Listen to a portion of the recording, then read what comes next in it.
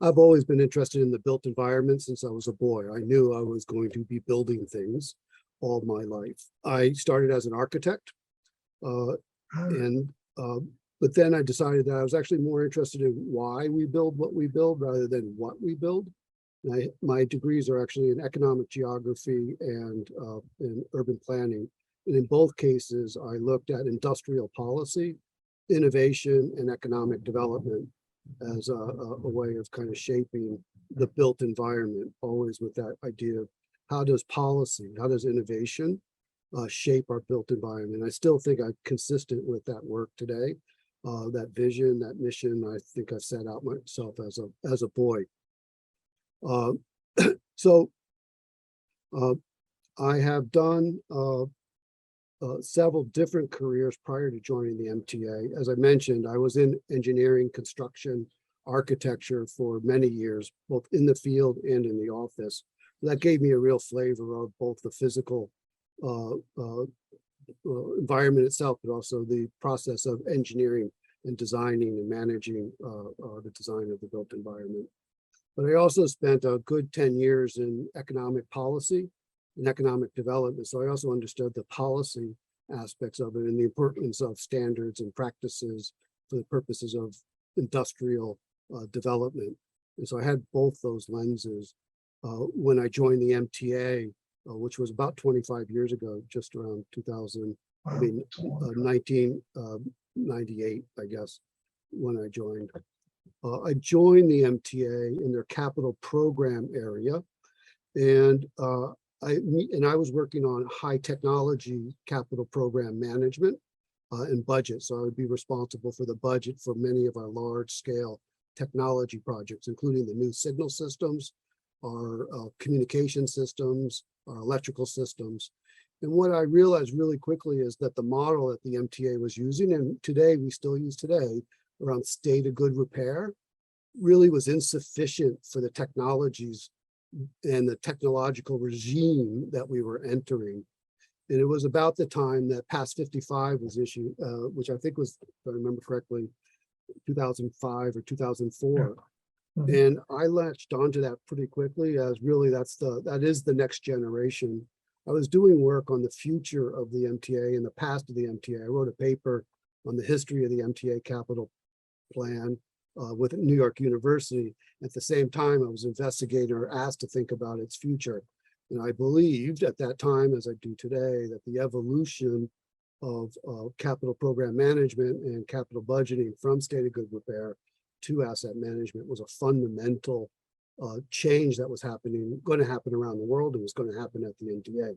So I became a very strong champion of that. I championed it. I was the first person to champion that in the MTA. I had a couple of different other careers at the MTA, one of which will be very pertinent to this question.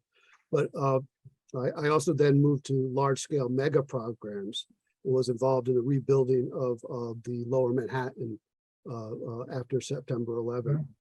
And I was on the program executive team, and we were responsible for $2 billion worth of reconstruction work after September 11th. And then Jay Walder became the chairman, and he set up a internal management consulting team in the inklings of McKinsey. He was from McKinsey, and he didn't want to pay McKinsey prices, so he set up his own management consulting team, and I got on that team, and I was pretty successful at it. I was sent to the frontline departments and helped them kind of turn around their operations. Mm-hmm. And what I noticed, I started to have a shtick. It was always the same thing. They needed to get their asset management practices together. They needed to apply information technology strategically. And they also, they were still going to fail because this was all about change and change management. Yeah. And that became something that I was good at. And the president of New York City Transit at the time, Tom Pendergast, saw me championing asset management. And it was something that was important to him, and he knew it wasn't well known both at the MTA and in the community at large, and he sponsored the development of the asset management program. So that would have been 2010, I guess, that started. So he sponsored it, he set up the program, and he asked me to kind of champion that. And I championed the asset management program at the MTA for about 10 years. Wow. It was a fairly substantial program. It started from nothing. And by the time I left, we were spending, between 60 and $70 million a year to advance our asset management program. That included technology, consultants, staff, training, travel, everything. It was a pretty substantial commitment that the MTA made at that. And just let me give you the scale. First of all, let me tell you about the scale of the MTA. The MTA is larger than the next 10 transit authorities in the United States combined. It has 5 different modes. So it has bridges, tunnels, buses, metros, underground, and commuter rails, as well as a whole gob of facilities related to that activity. We valued it. One of my activities, as you know, asset management, putting value on assets. So we did a valuation exercise. We put the actual value of the MTA, absent its real estate value, as $1 trillion. Wow.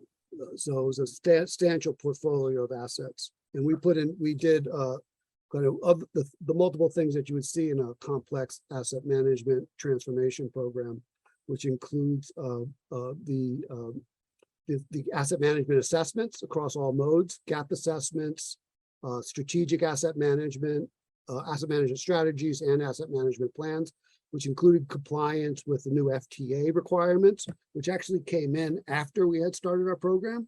So we had already started asset management years before the FTA had required it.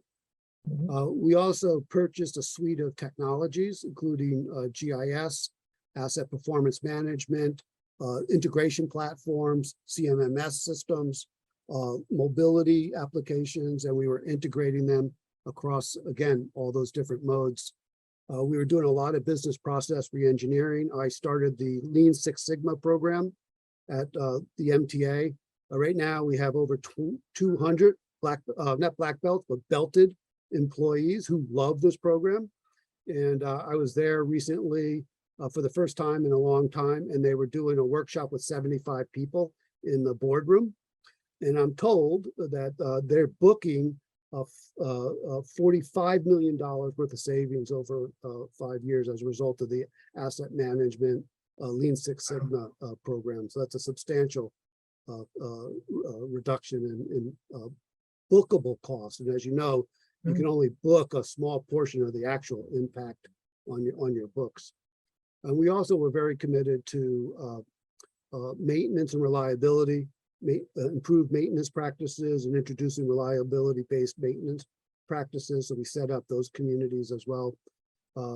We set up the information management framework and the standards compliant with what that was then was, I guess, PAS 1192, and then became now ISO 19650.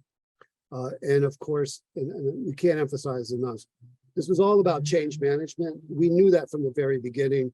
The technical stuff is really easy compared to the people stuff. And so we made change management one of the key pillars of the program, and we did lots and lots and lots of change management. And when I left, the change management teams were reporting to the chief of staff of the entire organization.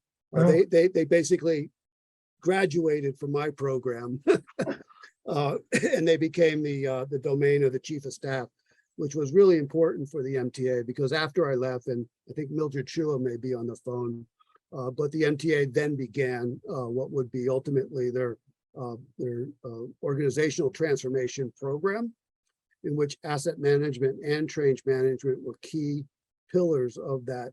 The work that we had done years before became anchors for that larger program that was undertaken by the chairman of the MTA at the time.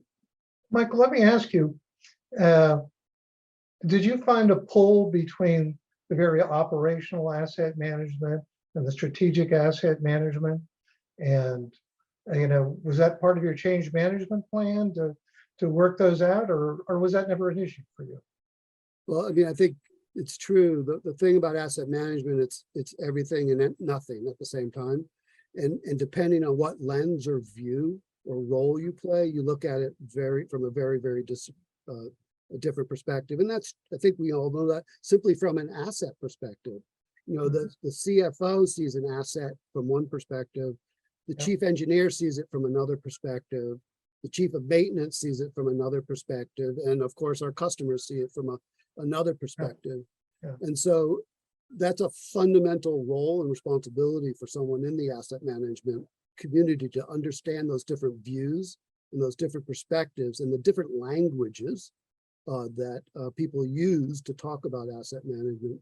Again, I'll talk about Mildred again, but one of the things that Mildred and I, and she in particular, after I left Champion, was the idea of reconciling capital assets on the books, on the financial assets, Yeah. and reconciling that with the chart of assets. So aligning the chart of accounts with the chart of assets, which isn't an easy thing to do. It sounds easy, but it's not. It's a major undertaking, and it takes focus and technical expertise to make that happen. And so again, that's kind of two different languages and trying to sync them up. Yeah. And I think at the time you and I were talking, there was the idea, you're talking, engineers talking to, you got to help engineers talk to the finance department. You have to have the finance department talk to the engineering department. The assets management role was to be the translator of those two languages.